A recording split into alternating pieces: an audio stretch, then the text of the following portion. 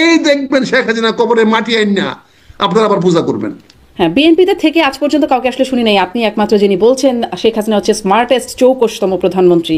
হ্যাঁ বলছি, জি, 24 স্মার্টেস্ট না হলে 15 বছর থাকলো কি করে? আর তো কেউ থাকতে পারে নাই।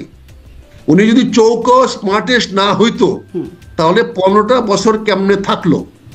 উনি যদি 24 স্মার্টেস্ট না হইতো তাহলে এখনো তিনি রাষ্ট্রীয় সুযোগ সুবিধা কেমনে ভোগ করতেছেন? কাজে এগুলো তো উনি স্মার্টেস্ট বলি তো, উনি তো ওনার তো লুমটা আপনার সরি মানে ওনার ক্ষতি করতে পারেন নাই, উনি বেরিয়ে গেছে। এখন তো মামলা মোকদ্দমা হবেই, কত মামলা এগুলো রাজনীতিবিদদের মামলা খাই।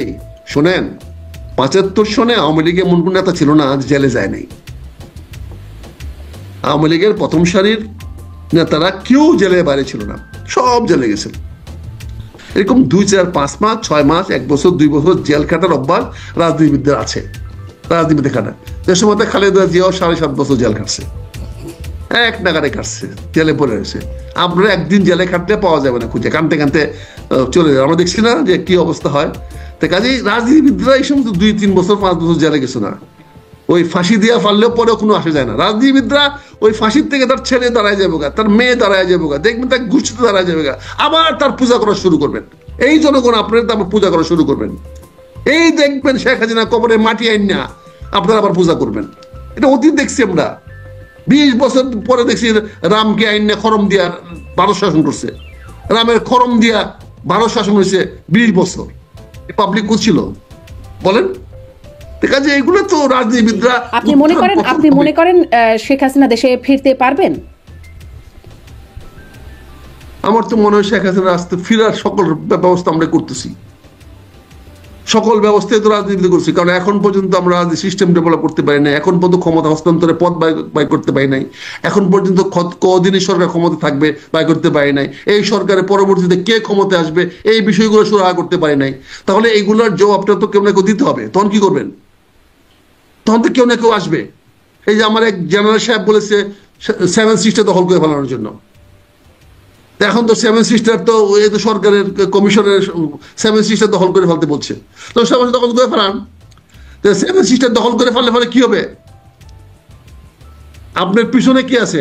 আপনি বাড়ির সামনেতে বাড়িয়ে গেলেন গা, পিছনের দরজাতে আরেকজন ঢুকবে, তখন কি করবেন?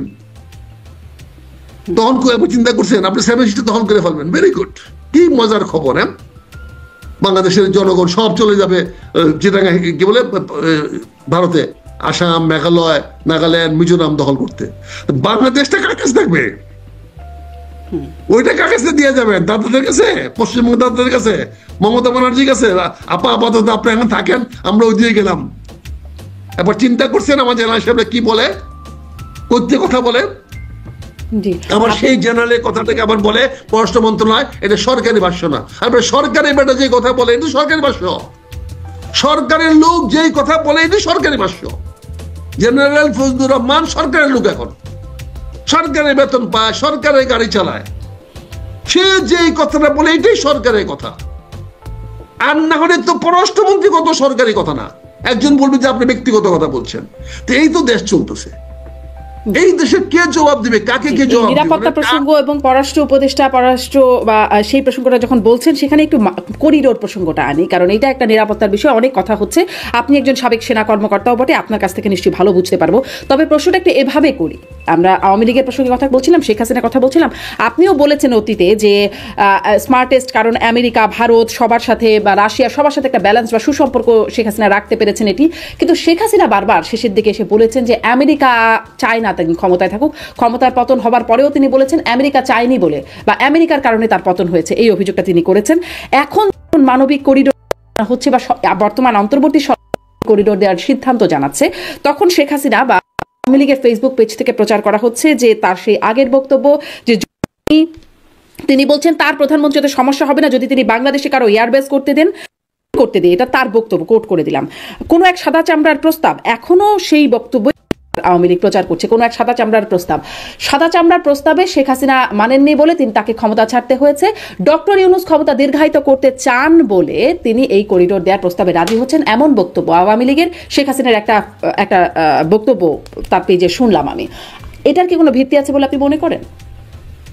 এটার সঙ্গে সেনাবাহিনীর কর্মকর্তার অভিজ্ঞতার কি কি মূল্য আছে? সেনাবাহিনী কি বুঝে যুদ্ধ হবে কি হবে না? সেনাবাহিনীকে যুদ্ধ করতে বলে যুদ্ধ করার ক্ষমতা আছে, যুদ্ধ হবে কি হবে না এটা সেনাবাহিনী কি বুঝে? সেনাবাহিনীকে কে যুদ্ধ লাগানোর বা না না লাগানোর কি আছে? এটা রাজনীতির বিষয়। এটা রাজনীতিবিদরা চিন্তা করে দেখবে করিডোর দিলে হবে ভালো, না দিলে ভালো হবে। এখন সে রাজনীতি চিন্তা করে দেখবে। এখন যে প্রেক্ষাপটে যে করিডোর দেওয়া হচ্ছে, এটা আমি মনে করি সরকারের একটা অত্যন্ত ভালো সিদ্ধান্ত। কারণ আরাকান আর্মির দখলে এখন রাখাইন।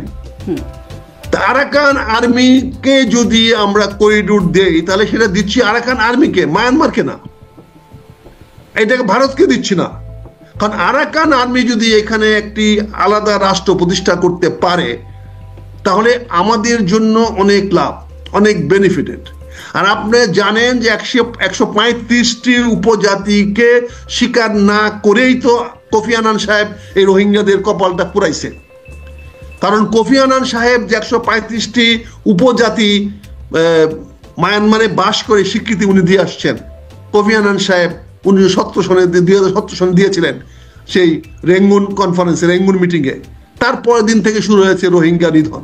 কারণ রোহিঙ্গাদেরকে জাতিসংঘ উপজাতির স্বীকৃতি দেয় নাই, তাদেরকে বাঙালি বলে তারা এখনো গণ্য করে। আরাকানিরা বাঙালি, চট্টগ্রামিয়ান। অনেকে বলে চট্টগ্রামবাসীরা আরাকানি, অনেকে বলে আরাকানিরা চট্টগ্রামবাসী, এবং এইটা নিয়ে কথাবার্তা হচ্ছে। এখন আরাকান আর্মি যেহেতু রোহিঙ্গা দখল করতে পেরেছে এবং তারা সবাই বুদ্ধ, আরাকান আর্মিতে কোনো মুসলমানও নাই, কোনো হিন্দুও নাই, তারা সবাই বুদ্ধ। এখন যদি এখানে একটা বৌদ্ধ রাষ্ট্র তৈরি হয়, আপনি জানেন যে মায়ানমার একটা সামরিক জান্তার সরকার, এখানে যদি গণতান্ত্রিক সরকার প্রতিষ্ঠা হয়, তাহলে বাণিজ্যিকভাবেও তো আমাদের লাভ হবে যদি আমরা আমাদের করিডোর ব্যবহার করতে দেই। আমরা ভারতীয় করিডোর দিয়েছি, তাহলে ওই আরাকান কিন্তু অসুবিধা কোথায়? কারণ আরাকান আমাদের একটা ভালো সিদ্ধান্ত বর্তমান সরকারের। কিন্তু বিএনপি মহাসচিব মির্জা ফখরুল ইসলাম আলমগীর তিনি বলছেন যে গাজায় পরিণত হওয়ার একটা শঙ্কার কথা বলছেন, এবং তিনি বলছেন আমরা গাজায় পরিণত হতে চাই না, আমরা আরেকটা যুদ্ধ চাই না। তার অবস্থানকে আপনি তাহলে কিভাবে মূল্যায়ন করবেন? উনি যে কথাটা বলছে এটাকে ভুলভাবে ব্যাখ্যা করছেন। উনি বলতেছেন আপনি কারোর সঙ্গে আলোচনা না করে, অর্থাৎ গাজা কারোর সঙ্গে আলোচনা না করেই আক্রমণ করেছিল ইসরায়েলকে। কারোর সঙ্গে আলোচনা না করে, যদি আলোচনা করতো তাহলে সে আক্রমণটা হইতো না।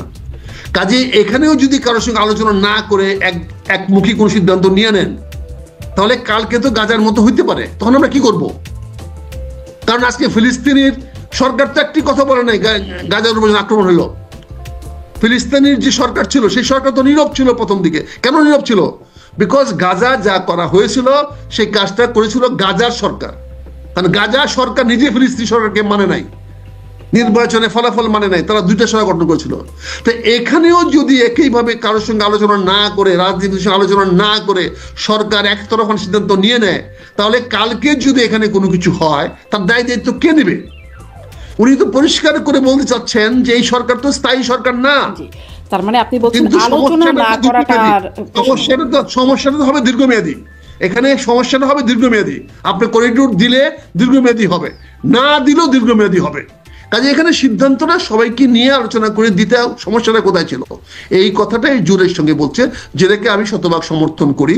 এবং এই জন্য আমি বলছি যে করিডোর দেওয়াটা আমাদের সবার জন্য হবে ওয়াইজ ডিসিশন। সবাই আলোচনা করে যদি আমরা আরাকান আর্মিকে সেই করিডোর দেই, তাহলে করিডোরের দেওয়ার বিনিময়ে আমরা রোহিঙ্গাদেরকে উপজাতির স্বীকৃতি আদায় করে তাদেরকে আমরা মায়ানমারে, তাদেরকে আমরা রাখাইনে ফেরত পাঠাতে পারবো। কিন্তু হয়তো মায়ানমারে ফেরত পাঠাতে পারবো না। শর্তগুলো কেন প্রকাশ করা হচ্ছে না এটা বুঝতে পারছেন? শর্তগুলো কি? আমি তো শর্ত তো নাই তাই প্রকাশ করতেছে না। শর্ত ছাড়া তো প্রকাশ করতে, মানে পররাষ্ট্র উপদেষ্টা বলেছেন শর্ত সাপেক্ষে। শর্ত সাপেক্ষে দিবে, সেটা শর্ত কি দিবে তারা কথা বললে না হবে। শর্ত এখন তো তার মনের কথা তখন বলবেন কি করে? তাহলে শর্ত তো সে দেয় নাই। আর তারা লুকোচুরি খেলতেছে বিভিন্ন ভয়ে। কারণ এই যে পাছের লোককে কিছু বলে, এই চিন্তা যারা করে তারা জীবনে কোনো কাজ করতে পারে না। কে কি ভাবলো, কে কি বললো, এই চিন্তা নিয়ে যারা কাজ করে তারা কোনোদিন কোনো ভালো কাজ করতে পারে না। প্রতিটি মানুষের এই কাজ হয় সঠিক হবে, না হলে ভুল হবে।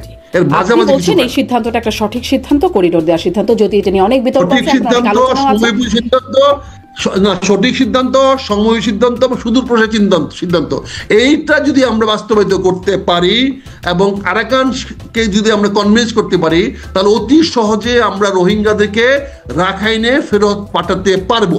এবং রাখাইনকে রাখাইনকে ফেরত পাঠানোর শর্তে আমি মনে করি এটা ওয়াইজ ডিসিশন নেওয়া হয়েছে। এটাই আসলে এটা নিয়ে অনেক বিতর্ক আছে।